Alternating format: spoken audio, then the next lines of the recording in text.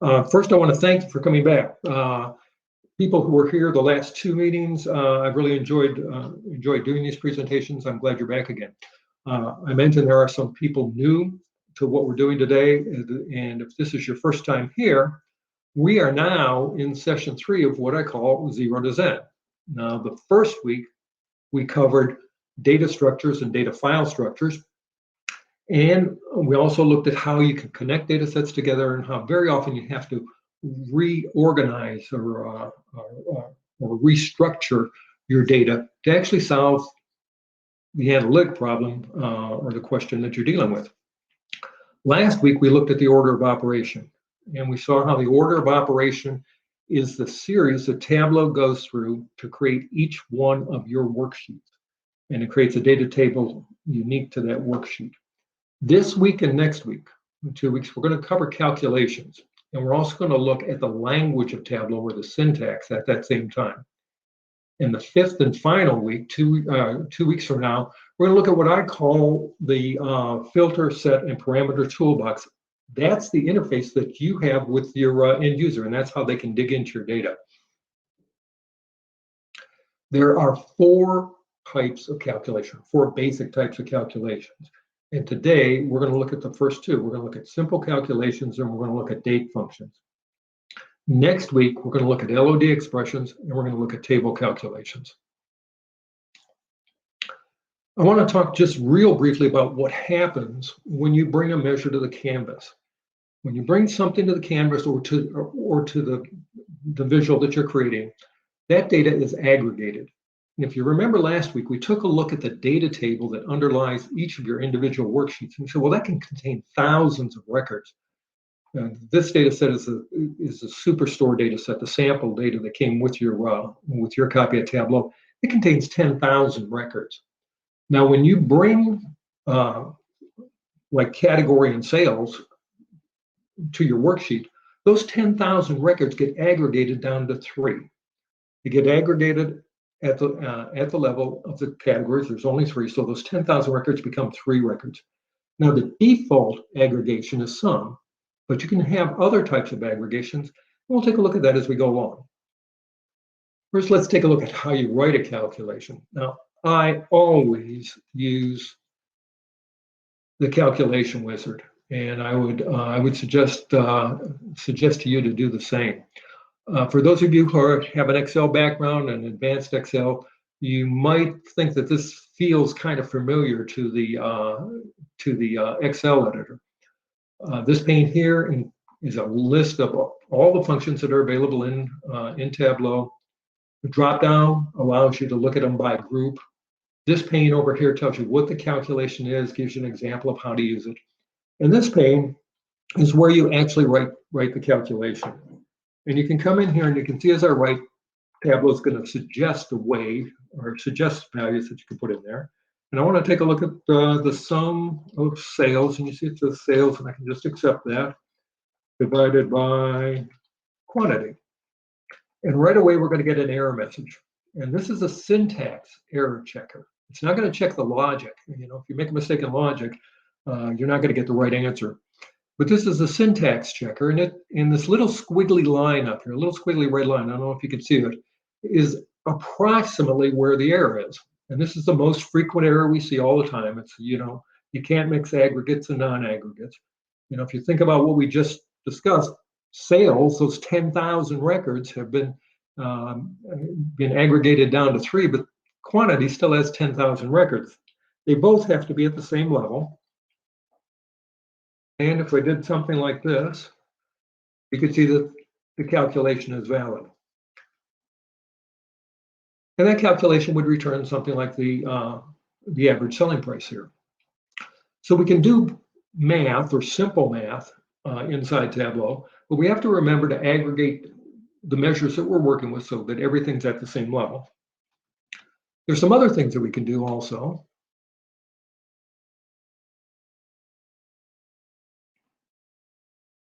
And we can use if statements. And I know you're all familiar with if statements from Excel, and maybe you program in other languages, but you're all familiar with if statements or conditional statements. The syntax in Tableau is an if, then there's a condition, If that condition is true, then do something and end. And people who write SQL will understand that that's very similar to what's done in SQL. Let's take a look at what this one does. This says if, and I've got a region here that's a text value or a string value. It says if it equals east, and it must be an exact match. And when you're writing a string in a formula, it has to be enclosed in either single or double quotes. So if the region is east, or, and we have a choice of conjunctions here, we can either use or and, or the region, and you have to express the dimension again, or the region is west. So if the region is east or the region is west, then call it coastal. If that's not true, and we use the term else if the region is central, call it middle. And if it's anything else, just call it south. And that allows us to create a new dimension, coastal, middle, and south. Now, okay, we now know how to write if conditions or conditional statements. We now know how to do some simple math. You know, I said that when you bring a measure to the table, the default aggregation is sum, but there are other aggregations, yes, aggregations available also. If we just open this up with a right click on the mouse, we can look down to measures that are available. And I want to take a look at average, but you can see there's median and there's quite a few different options here. Now I created a table here where I looked at quantity and sales, and then I wanted the average sales. And I can look at this, and you can look at it too, and you can see, now wait a minute, Jim, that's not the average. That's not, you know, sales divided by quantity. So let's take a look and see what that is and how that came about.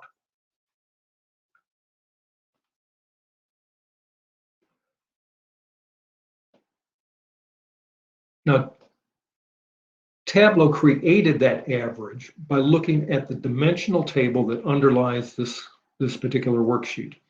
And what it did is it summed all the sales on that table and then divided it by the count of all the records on that table also. Okay. And when it does that,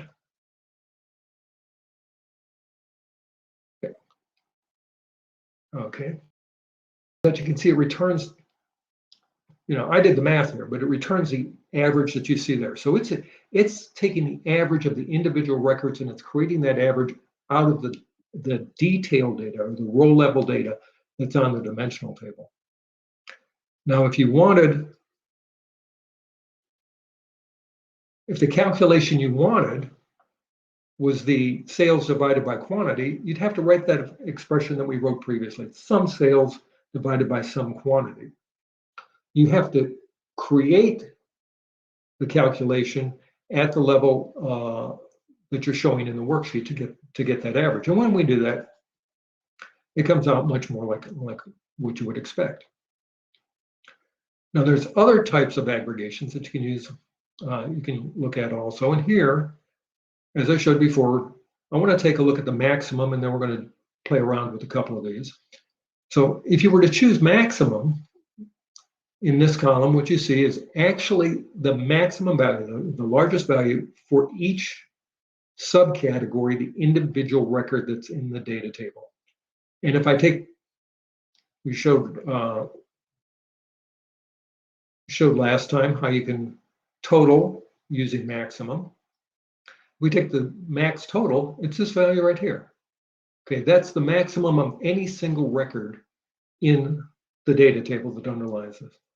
We take the maximum of sales, it's going to be that value, which is the sales aggregated to the level of this here.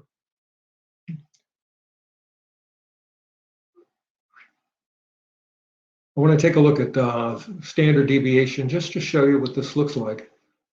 This is the standard deviation, and we're going to put the record count in there too. There's 775 individual rows of data or records of data that are associated with the subcategory accessory, and the standard deviation of those 775 records is 335. So Tableau default aggregations are working at the record level. Well, we can do some simple math, we can do some aggregations, we can do if-then statements, what other things can we do? Well, we can do string calculations. We can use text in our calculations. And here's an example.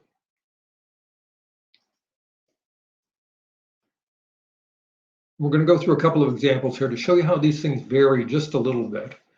This is the same type of conditional statement we looked at before. It says if the category is office supplies and the region is West.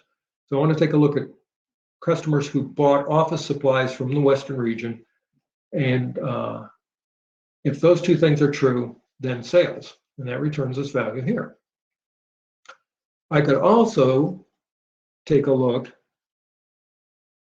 at if the category equals office supplies or the region equals West, then sales. Now, what do you think this is going to do?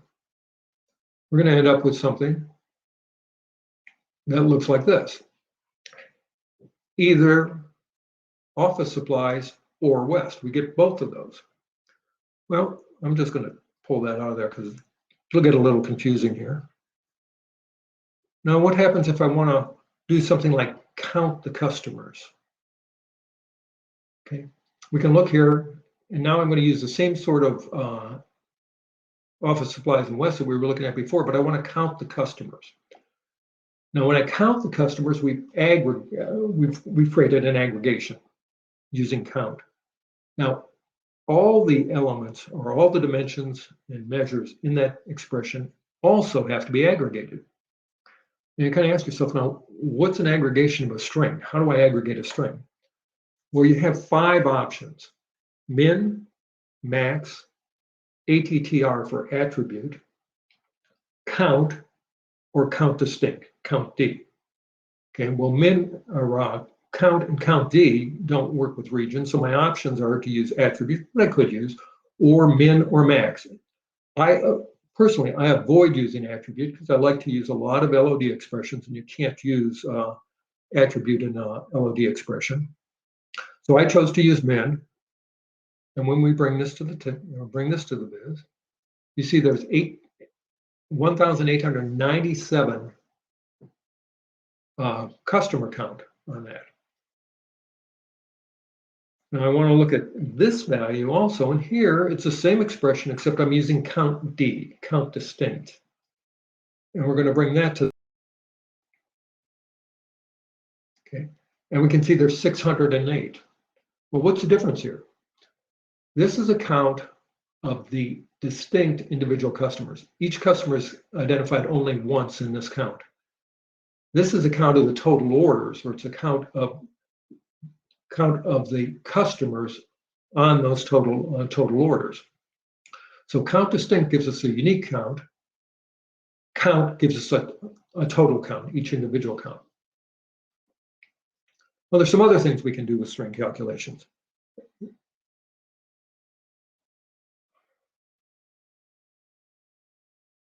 Now let's take a look at this. Now I want to come over here and I want to show you what all the string calculations do. And if you're familiar with Excel and you're familiar with working text in Excel, a lot of these look familiar. There's length, there's left, there's right. Regular expression is something else, and it's beyond what we're doing today, so we're not going to get into that at all. But we can split text, we can trim text, we can use upper or lower. But we're going to look today at contains. And contains is something that I'm not familiar with in Excel. But what contains does is we're going to look at the customer name, and if the customer name includes these characters, and it has to be an exact literal match with a capital A-R-O-N, then contains will return a true. Now I used it here as a filter, and I filtered it to true, so there are 3 values or 3 names that begin with Aaron. Okay? Well, it kind of makes you wonder, well, if I can do that on an individual basis, it's not real convenient, but I could find all the errands. Is there a way that I can use string calculations to create groups in a dynamic grouping set? And sure, there is. Now let's take a look at how this one works. Oops, I'm sorry. I wanted you to be able to see left. Here we're using a function left, and this works exactly like it does in Excel. And all this says is take a look at the subcategory label, look at the first character, and if that value is less than M, call it group 1. You might ask yourself, well, what is less than M? What is less than M for text? Well, when it comes to string characters, Tableau uses an alphanumeric. So any alpha will fall into group 1. If that's not the case, else if the first character is less than R, put them in group 2. Now you notice here, I don't have to come in and say, well, else if left is greater than M and less than R than group 2. The reason I don't have to do that is because of the way conditional statements, if statements, are processed. Down at the record level or the row level in the data table underneath this worksheet, each record is processed individually. And as it goes through the expression, as soon as it hits a conditional clause where it returns a true or a yes, then it executes the then clause, and Tableau goes on to the next record. It won't continue to go through the calculation. It goes on to the next record. And that's how if statements work. So by using this calculation, we now have 3 groups. I actually grouped them together into a hierarchy so you could drill down in the hierarchy. Okay. Well, if I can dynamically group text, can we also group together measures? And the answer is yes, and there's a couple ways to do it. Next week, I'm going to show you how to do this with LOD expressions. But you can also use bins. And I'm just right-clicking. I'm going to create bins. And Tableau will open up a field, and it's going to call this, it puts a name on the value, and it suggests the size for the bin. You can use a parameter, which we'll talk about in a couple weeks from now, or you can use any value, and I just use the value of 2 when I created these bins. And what happens is Tableau will create a dimension. Now, this is a dimension, and it's got a blue pill. It creates a dimension for those bins, and you can drag those bins any place you want. I put it on columns, but you could put it any place you want on your biz. And here we count the orders. We create a very easy way to create a histogram based on the bin quantities. Okay. Well, we took a look at doing some very simple calculations. We learned how to do arithmetic, essentially. At the aggregated level, we just had to aggregate everything to the same level anytime we're putting it in the same equation. And sometimes you have to really think through the math. What is it I'm trying to do? You know, what's the average? Is it the sales divided by the quantity, or is it the average of the underlying dimension? What are the averages that I want? Or how would I write the equation in an algebraic equation? We also learned how to deal with strings. We learned how to use if calculator or if then type statements or conditional statements. Then we learned a bit about creating groups and binning measures together. I'd like to move on now to dates and to date functions. Dates are a very special type of dimension inside Tableau, and they come in 2 different types. There's dates and date times. And the way dates work in Tableau is identical to how they work in Excel. If you're familiar with Excel, there's a date value and a time value, and if you add the 2 together, it creates a floating point number that represents the date and the time. Well, exactly the same thing's happening in Tableau. I will tell you this, if you ever try to match 2 up, they're 2 days off, and I can't explain why they're 2 days off, but they're 2 days off between the 2. I think somebody probably just picked a different starting point. Now, the way date functions work, there's a hierarchy in the date function. And that hierarchy starts at year, goes to quarter, goes to month, goes to day. And think of the decimal point being right there. This represents the integer part, or the whole number part of that floating point number that represents date and time. To the right are hour, minutes, and seconds. And these are decimal parts of a 24-hour day. There are also 3 additional date parts that aren't part of the hierarchy that you can use, and one of them is used quite often, and that's week. And those are weeks 1 through 53 in the year. Weekday, Sunday, Monday, Tuesday, Wednesday, that sort of thing. And one that's very seldom used, but I use it on occasion, is day of the year. January 1st is day 1. December 31st in most years is 365, and leap year it's 366. And those are the date parts. Now, the date functions themselves can be grouped into 4 categories based on the value that they return. There are date functions that return an actual date or a date time. And those are date trunc and DatePart, Parse. There are also 2 additional functions that are used to convert the data type. And we're going to use some of these. That's date and make date. They're kind of grayed out because they're not really date functions, but they're type conversion functions. There are those functions that return a reference to the date. Date name returns a text value or a string value, like date name month is January, February, March. Then there are date part, the year, and the week all return an integer value. So like date part month is 1 for January and 12 for December. There are date functions that do date math. Date add will add an integer increment based on the level of the hierarchy that you're looking on. And we're going to do some of that. And date difference calculates the difference and returns it as an integer based on the date part that you're looking at between 2 dates. And then there's 2 special dates.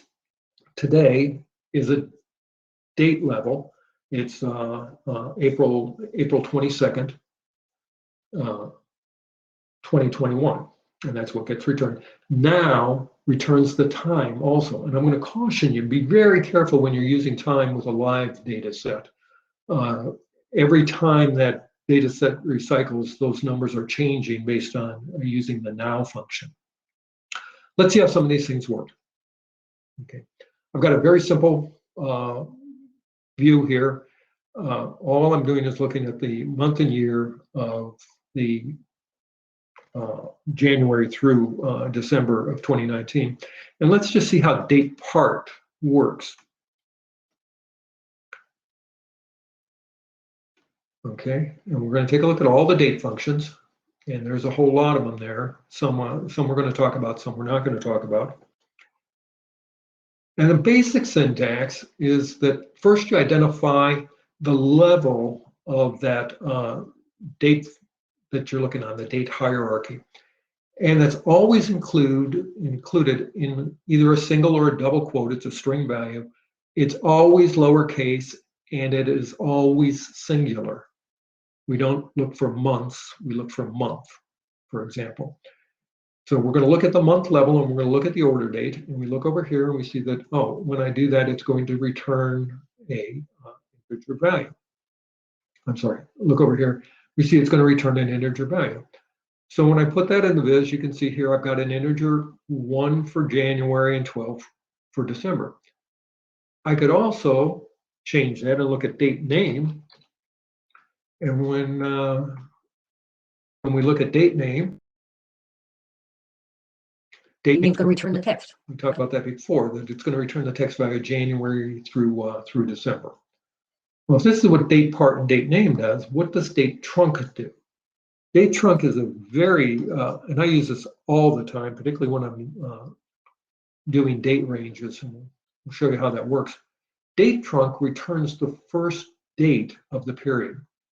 So when we look at date trunc month on the order date, it's going to return January 1st, February 1st, March 1st, and the year associated with it. If, for example, we looked at quarter instead of month, you can see that for January, February, and March, it's going to return January 1st. And for the second quarter, April, May, and June, it's going to return April 1st. And it's great using date trunc when you want to look at date ranges. Date name is great for labels, and DatePart, when you're doing date math, or you want to look at we'll look at using that number in another calculation. DatePart is the one of choice. Let's take a look at just how you might do that. I'm going to do a couple of year-to-date calculations. First, let's look at the current year-to-date and how you might use these date functions to get the value of the current year-to-date sales.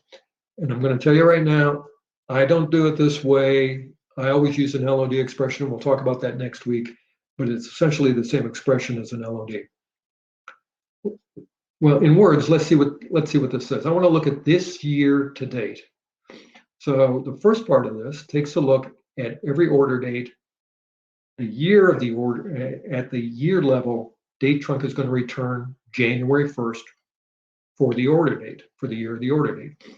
And that we want to equal the first of the year for today. So when this is true, the date is in this year. But we also want it year to date. So we're going to look at the day level, the date trunk of the day level, and compare that to today. And we want all those values that are less than or equal to today, and return the sales value. And that's going to return that value for year to date. Let's look at last year to date. And it follows the same path, the same idea, starts out identical the same. We're going to look at the year of the order date, and we're going to compare it to the year. And now here's where the date math kicks in. We're going to use date add. Date add is going to add an increment in integer value to the value of today, and the value we chose is -1. I want to look 1 year back from today, the same date last year at the year level, and then we're going to come back and we're going to do the same thing at the day level. I want the day to match up to anything less than or equal to the day value 1 year ago. And when I do that, I'll get this value. Okay, and you can actually take the difference between these two values, and you're going to watch me make mistakes writing in a value here. We can take a look at this year minus the sum of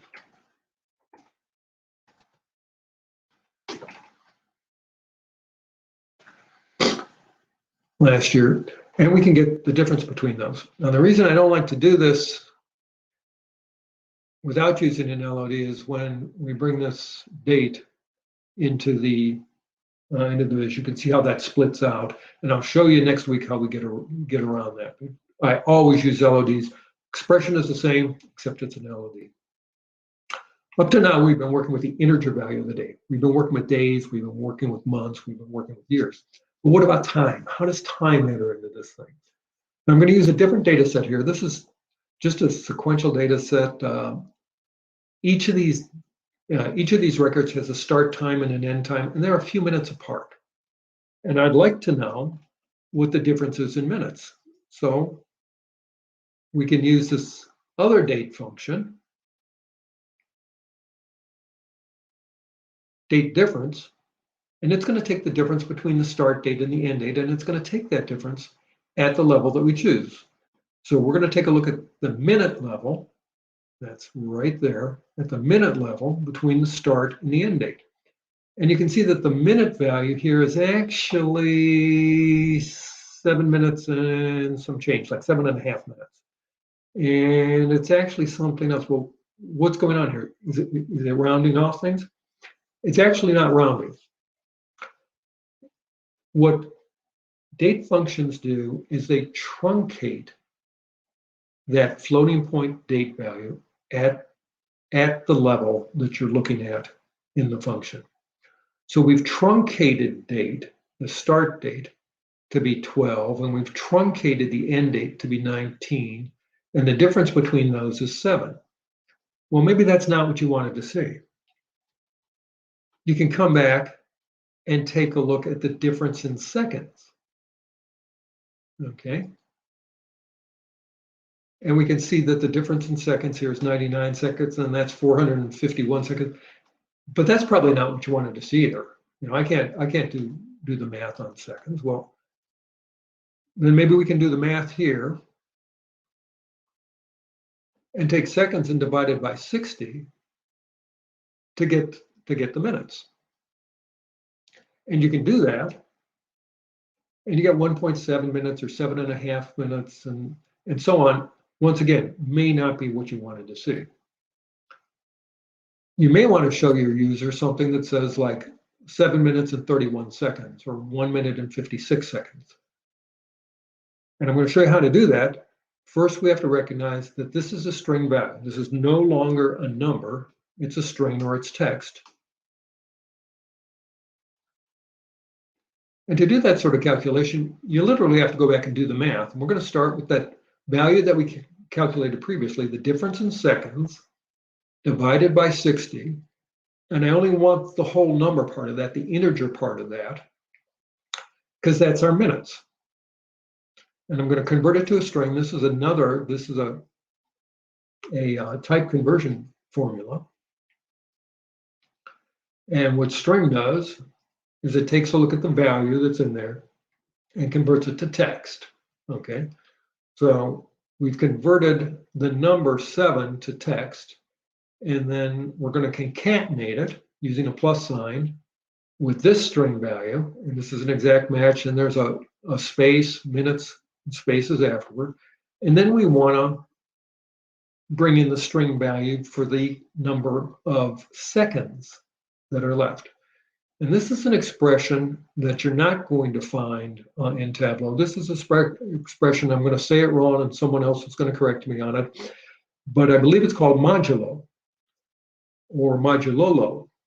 But what the function does is it returns the remainder of the calculation of the seconds divided by 60. If you remember doing long division, well, I did pencil, piece of paper, maybe you used a calculator, but when you did long division, you ended up with the remainder, what was left over. Well, it's going to return what's left over, and that's the second value that we're looking for. So you can see we've got 7 minutes and 31 seconds or 1 minute and 35 seconds, but that's a text value. Okay, what other things can you do with dates? Well, a lot of people like to make charts with dates. And dates have a unique function. Well, it's not unique, but it's a special function that they can be used either as discrete values or they can be used as continuous values. And we get a lot of questions out on the forum where people have written in and they say, well, wait a minute, I've got a chart that looks like this. I want that point to match up with that point. What do I do? How do I get those points to match up? Well, you can do that with and all I'm doing is, excuse me, I'm going to do that again. I'm just right-clicking this value for order date and dragging it to columns. And this window opens up, and you have a choice of how you want to look at that date. I can just click continuous, and I'll get a continuous chart or discrete, a chart like you saw before. Or I can choose the date part level that I want that date to be represented as. And on the top part of this, where you see this number sign and it's in blue, these are all discrete values or discrete parts. At the bottom part, where you see the calendar and the clock, these are date time values and these are continuous. And I want to look at months. Month level. You can see that we've done what we wanted to. Continuous graph, and that's why it's called continuous. We've got a continuous graph, and it covers the entire period. We've also had some people come in and they say, well, wait, I don't like this white part over here on the end. What can I do to get rid of that on the end? You can actually come back and you can take that continuous date and you can plot it as a discrete value. And when we do that, excuse me, you get a chart that looks like this.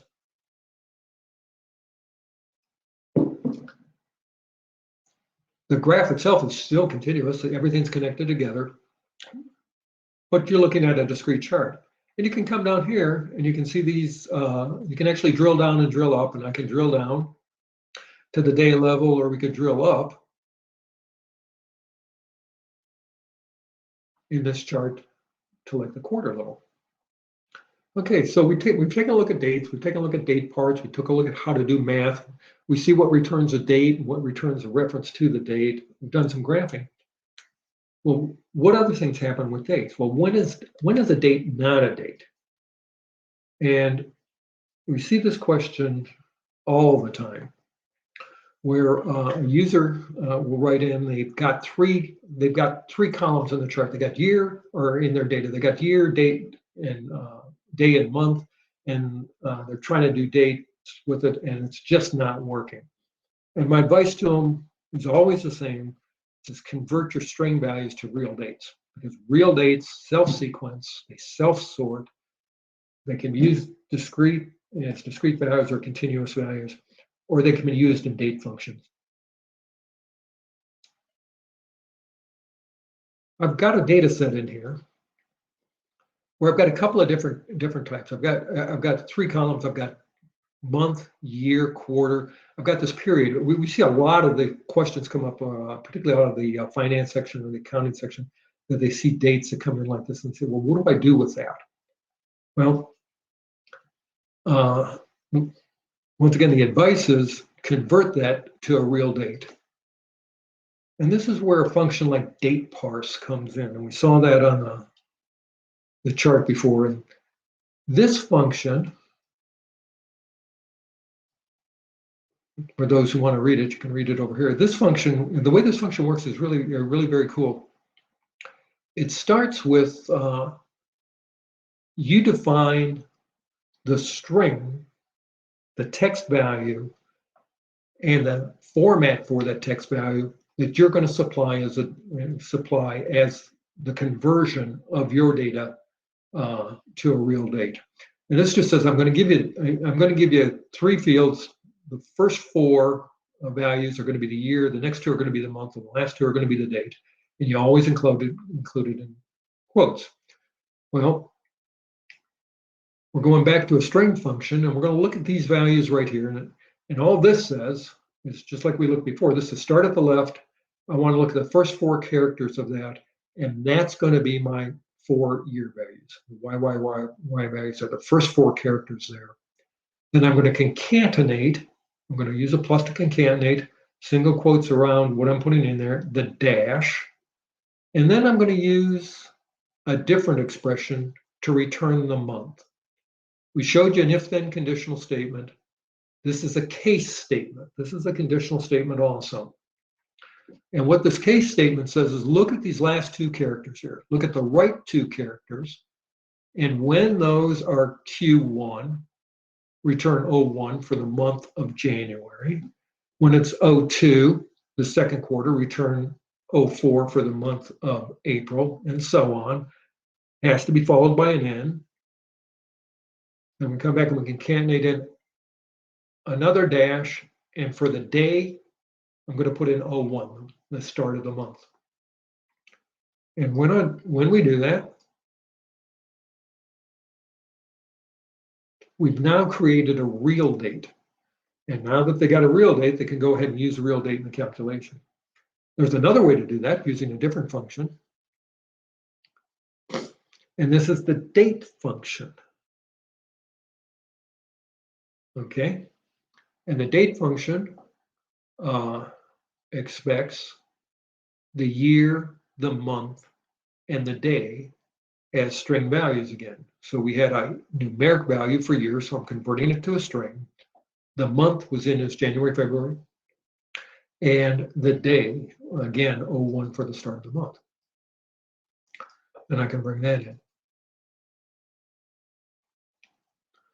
So if you've got something that's actually string values and text values, or a mixture of text and numbers, but it's not a real date, convert it to a real date before you go on.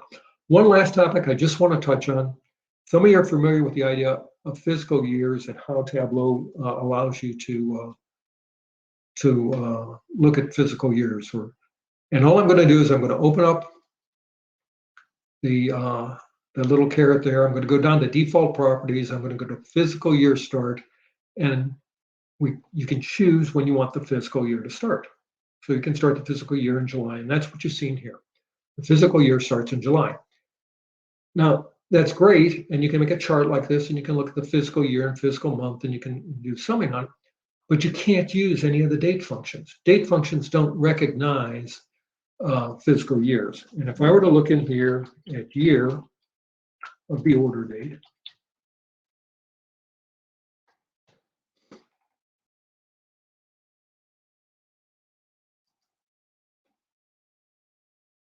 we were to put the year of the order date on this. Sure. You can see that 2017 starts in January and goes through December, and then 2018 starts. It doesn't recognize the fiscal year. So we get a lot of questions about doing a year-over-year calculation, a period-over-period calculation, or specifically quarter-over-quarter calculations when quarters start like in February, like we do in the retail world, and how to handle that. Pretty complex calculation. I'm not going to show it to you here, but I'm going to put a link in the chat. I have on my blog, I have a whole article on fiscal years and how to go about doing those calculations.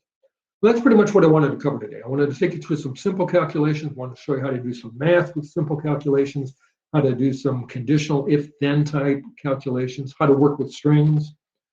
Then on the date side, we wanted to look at how you can do date math, how you can use DateParts to aggregate data together, how to work with time, and then of course how to use how to convert strings to actual years, and then a comment about fiscal years. Next week, we're going to look at LOD expressions and table calculations. And right now, I'm available for any questions if there are some. I am going to stop sharing my screen at this point.